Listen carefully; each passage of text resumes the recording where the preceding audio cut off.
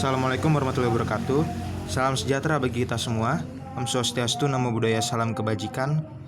Di sini saya akan membahas tentang capital budgeting techniques. Sebelumnya di pertemuan pertama kita udah bahas time value of money, pertemuan kedua stock valuation, ketiga bonds valuation, keempat capital budgeting cash flow atau CBCF, dan kemarin saat KP kita bahas tentang capital budgeting techniques. Tapi di KP kan gak semuanya bisa hadir. Nah, apa sih capital budgeting techniques itu? Ada 4 komponennya. Yang pertama payback period, kedua net present value, ketiga profitability index, yang keempat internal rate of return. Nah, payback period itu ngukur kapan sih kita itu balik modal investasi, kapan kita itu balik modal duit yang udah kita keluarin, kapan udah tertutupin jadi balik. Makanya makin cepat dia makin baik. Terus yang kedua net present value, itu untuk ngetahuin berapa sih selisih dari duit yang udah kita keluarin, dari cash flow yang kita keluarin dengan pemasukan saat ini. Jadi di present value-in. Ini juga sama, ada kriterianya, yaitu semakin besar maka dia semakin baik. Net present value makin besar berarti dia semakin baik. Terus yang ketiga profitability index. Ini sama kayak net present value, cuman kalau dia itu dibandingkan perbandingan antara si penerimaan dengan initial investmentnya, pengeluarannya. Nah, PI ini kalau dia lebih besar daripada 1 berarti dia semakin baik. Kenapa kalau lebih besar daripada 1 semakin baik? Berarti semua penerimaannya yang atas lebih besar daripada yang bawah, CF0-nya, atau initial investment, atau modal awal investasinya. Terus yang keempat ada internal rate of return, yaitu mengetahui tingkat pengembalian yang sebenarnya dari sebuah investasi. Jadi maksudnya ini kita nyari tahu berapa sih tingkat imbal hasil yang kita dapatin kalau kita melaksanakan proyek itu. Kita lanjut aja langsung ke contoh soalnya biar lebih paham. Di sini di contoh soal dari halaman 12 problem 5. Des adalah manajer keuangan di perusahaan pakaian perempuan. Pakaian yang diproduksi perusahaannya adalah ada 3 nih, kemeja bahan, kemeja batik, kebaya. Harganya 150, 400, dan 300 ribu per unitnya. Nah, di akhir tahun 2019 atau di akhir Desember 2019, mesin produksi kemeja batik kebetulan rusak. Kemeja batik ini tadi yang harganya 400 ribu per unit. Nah, ada penawaran mesin dari Twilight Sparkle.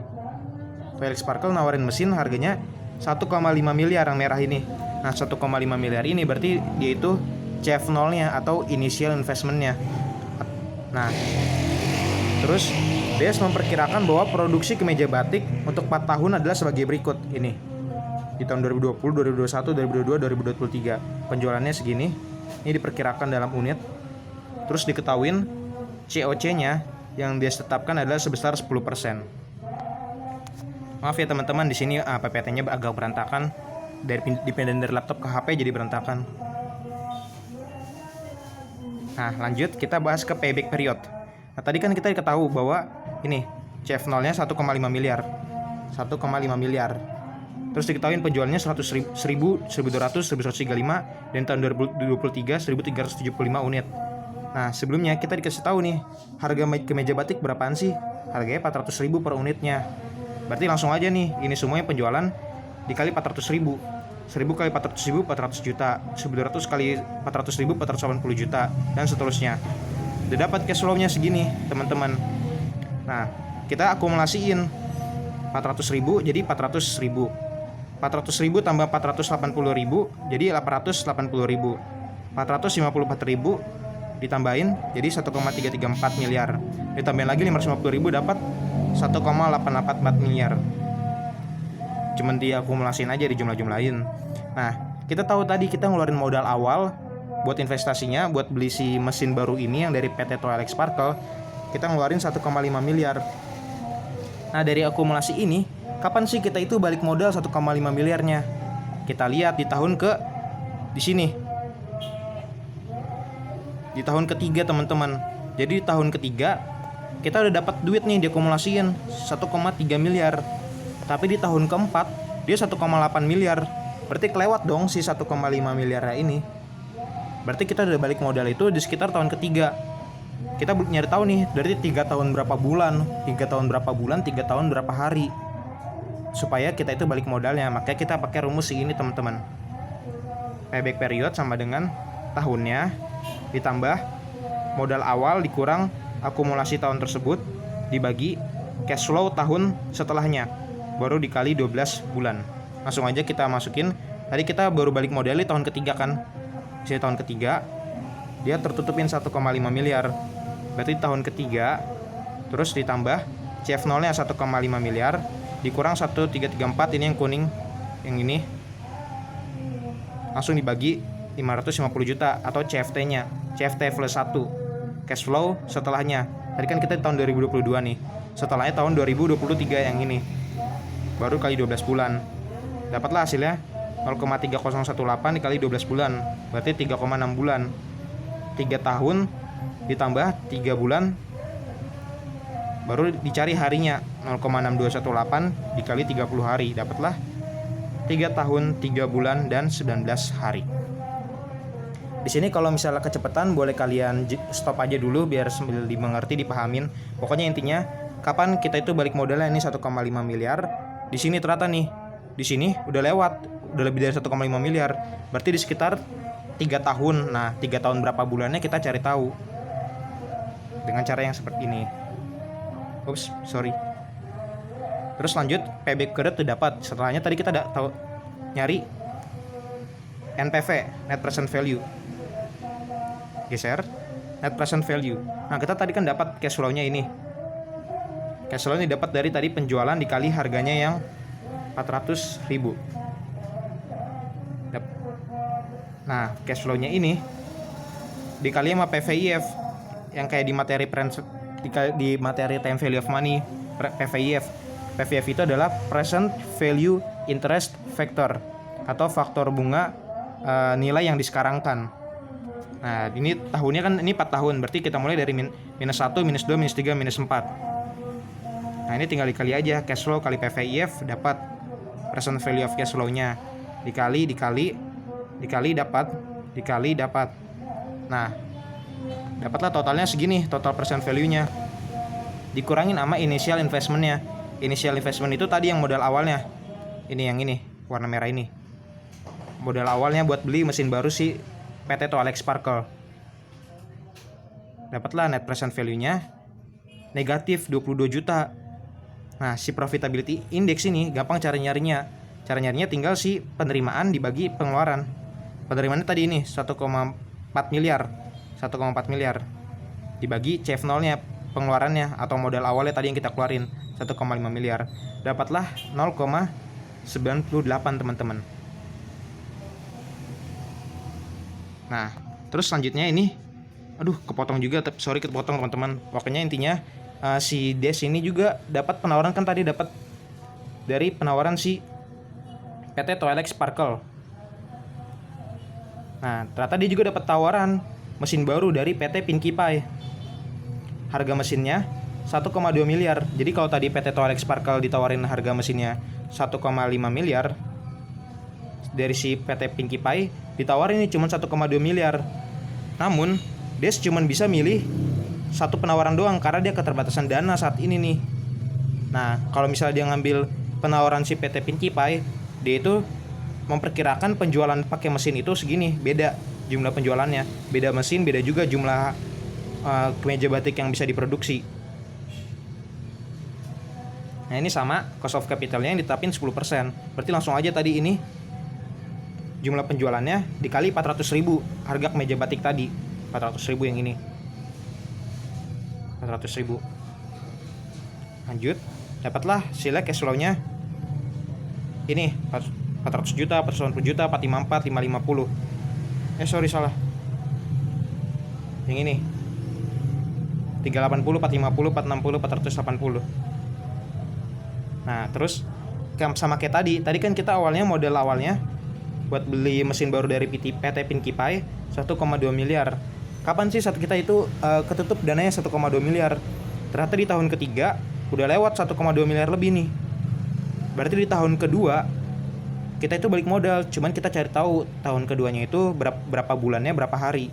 Berarti langsung aja masukin 2 tahun ke rumusnya tadi, terus ditambah si ini CF0 CF0 nya dikurang 830 nya ini dibagi 460 yang ini merah dikali 12. Dapatlah hasilnya 9,6 bulan.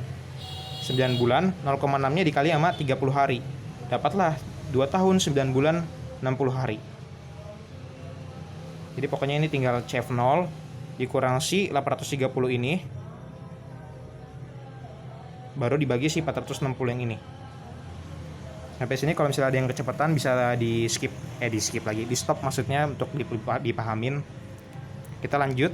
Ini kan tadi udah ketemu payback periodnya. Berarti sekarang kita cari NPV-nya. Sama kita tadi, ini cash flow-nya. Tinggal dikali PVIF. PVIF-nya yang ini. Dimulai dari min 1, min 2 sampai min 3 kali dapat hasil ini, kali dapat hasil ini, dikali dapat hasil ini, dikali dapat hasil ini. Nah, dapatlah totalnya segini. Dikurang lagi sama initial investment-nya. Initial investment itu di modal awalnya 1,2 miliar yang ini. Dapatlah hasilnya 190 juta teman-teman NPV-nya. Sama kayak tadi lagi, profitability index-nya tinggal si perbandingan antara si penerimaan dibagi pengeluaran. Penerimaannya tadi 1,3 miliar dikurang modalnya tadi investasi awalnya dikeluarin 1,2 miliar. Dapatlah hasilnya 1,16 teman-teman. Nah, tadi kan kita disuruh cuman bisa milih salah satu nih. Karena keterbatasan dana saat ini, dia cuma bisa milih salah satu. Nah, makanya kita milih siapa nih kalau misalnya disuruh milih salah satu? PT Pinkie Pie atau PT Twilight Sparkle? Ini teman-teman jawabannya. Ini Twilight Sparkle, ini Pinkie Pie. Kalau payback period tadi si Twilight Sparkle 3 tahun, Pinkie Pie 2 tahun. Terus tadi disuai catatan. Balik catatan awal. Di catatan awal dia semakin cepat makin baik, semakin besar semakin baik. PI lebih dari 1. Nah, di sini payback periodnya berarti semakin cepat semakin baik. Berarti yang paling baik si Pinkie Pie. Yang ini dipilih. Oke. Terus NPV-nya positif dan terbesar. Ini positif dan lebih besar. Berarti ini yang dipilih. Terus PI-nya lebih dari 1. Profitability index-nya lebih dari 1. Si penerimaannya lebih besar daripada pengeluaran. Berarti yang dipilih lagi si Pinkie Pie. Maka dari itu teman-teman, dengan dana yang tersedia yang cuma dimiliki des tersebut, pemilih dia sebaiknya memilih tawaran mesin baru dari si PT Pinkie Pie teman-teman. Ini jadi berantakan gini PPT-nya gara-gara dari laptop ke HP. Lanjut teman-teman. Disoalkan di problem 5 halaman 12 itu ditanya berapakah internal rate of return dari proyek mesin PT Pinkie Pie yang tadi Des pilih. Nah, ini rumusnya teman-teman, RR1 kurang R2 kurang R1 per NPV2 kurang NPV1 kali NPV1. Tadi kita dapat diketahui RR1-nya atau cost of capital-nya 10%. Sementara NPV1-nya tadi 190,806,639. Nah, yang belum ada kan tinggal si RR2 sama NPV2. Gimana cara nyarinya teman-teman? Cara nyarinya sama kayak yang metode interpolasi atau metode yang coba-coba trial and error. Jadi, kita coba-coba RR2-nya supaya ngasilin NPV2-nya yang mendekati 0, teman-teman. Mendekati 0. Jadi kalau misalnya tadi kan RR1-nya 10%. Sekarang kita langsung langsung naik aja tinggi, misalnya 15%. Ini 15%, teman-teman. Kalau kita coba 15%, sama kita tadi ini cash flow-nya dikali PVIF. Tapi tadi PVIF-nya ini 1 plus 10%, sekarang 1 plus 15%. Dapatlah segini. Dikurang CF0-nya. CF0 tadi modal awal investasinya 1,2 miliar, dapat NPV2-nya 67 juta. Nah, tapi NPV yang 67 juta ini teman-teman masih jauh dari angka 0. Tadi kan syaratnya kita cari RR2 yang menghasilkan NPV yang mendekati 0. Nah, ini masih jauh dari angka 0. Tadi RR2-nya 15%. Sekarang kita coba naikin jadi 16%, teman-teman. Kalau di 16%, ini 16% nih. Dapatlah hasilnya segini 1,22 miliar dikurang tadi modal awalnya 1,2 miliar dapat 21 juta. Nah, tadi kan sebelumnya 67 juta. Sekarang 21 juta. NPV2-nya udah mulai mendekati 0. Berarti coba kita naikin lagi dari 16%. Coba kita yang 17%. Kalau 17%, ini 17%, kita ganti. Dihitung, dapatlah hasilnya 1,1 miliar. Dikurang tadi modal awalnya 1,2 miliar. Hasilnya minus, teman-teman. Minus 3.120.000. udah ngelewatin 0 nih, dan paling mendekati 0 juga. Berarti kita pakainya tadi 17%. Ini sorry saya salah, bukan 16%, ini 17% maksudnya, salah ketik. Ini bukan 16% ya. Jadi tadi yang 16% kita dapat 21 juta, dinaikkan 1% jadi 17%, jadi minus 3 juta. Nah berarti kita pakai yang 17%. Ingat ini salah ketik tadi, sorry. Berarti dapatlah RR2 nya kita pakai yang 17%, NPV 2 nya yang minus 3 juta, RR1 nya tadi yang COC yang 10%, NPV 1 nya 190 juta. Kita tinggal masukin ke rumus IRR tadi. Ke rumus IRR dapatlah hasilnya 16,887%. Kalian bisa pahamin sendiri nih rumusnya, gampang kok. Oke. Sekian teman-teman penjelasan saya tentang materi ini. Kalau misalnya ada yang mau bertanya, boleh silakan tanya di bawah ataupun nanya di grup lain. Mohon maaf atas salah kata. Terima kasih.